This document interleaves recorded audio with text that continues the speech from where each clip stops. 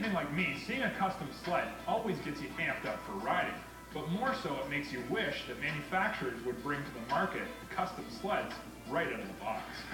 Skidoo has come close with its XRS models in both flatland and mountain markets. However, there was never an option to spec these sleds to truly set you apart from everyone else who ordered it. While the XRS is still a first-class production, it simply lacks the feeling of customization. The Summit line has traditionally been Skidoo's testing ground for new technology and innovative ideas, and in 2011, the Summit Freeride hammers both those nails directly on the head. The Freeride's base RS chassis is the same chassis used in Skidoo's race sled and in the XRS.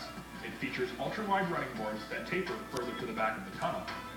Now, because this is a Summit, the tunnel has been stretched out to accommodate a 154-inch snow shovel. Starting to sound like an XRS Summit, right? Wrong.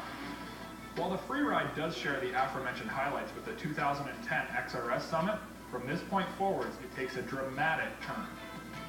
The entire tunnel and running boards all the way back to the bumper have been powder-coated in a super crisp white paint to match the gas tank cover, white side panels, and white hood. While this looks cool on its own, the ski spindles, riser block, and rails in the skid get gold anodizing, giving the trickiest aftermarket look for a production snowmobile that I've ever seen. Oh, and on top of all that, Skidoo is offering a choice of a full sled graphics wrap in 6 designs and 2 color choices. But wait, there's more. Realizing that freeriders go big, seek out the impossible, and demand more from their snowmobiles, Skidoo's engineering department outfitted the Freeride with the hard goods that will really make a difference. Out back is the SC5MR skid that's been specifically tailored to freeriding and features the KYB Pro 40 piggyback race shocks. This skid is designed to take big abuse, and aiding it is a rear swing arm that's mounted 4.5 inches further back to accommodate a longer rear shock that can take the abuse of big landings. Rails are reinforced, and the standard 4 idler wheel cluster is in the back of the skid that adds additional strength and support. The 800 E-Tech under the hood delivers amazing power with a gentle press of the thumb, and it'll launch you forwards with a vengeance. The 800 E-Tech brings a new level of power and control to the mountain.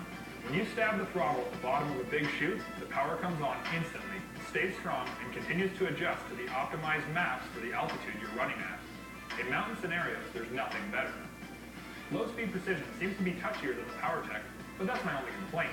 It seems almost surreal when you dip your arms down into the powder, feel the snow plow over the nose of the sled, then crack the throttle and feel the track clear any amount of snow, and float the sled up and on top of the snow with ease. Where most sleds will need a moment to clean out and clutch down to pull a big old 2.25 track, the E-Tech leans out and hits the spot like a crispy chicken. From the cockpit, the Freeride's stance is right on target.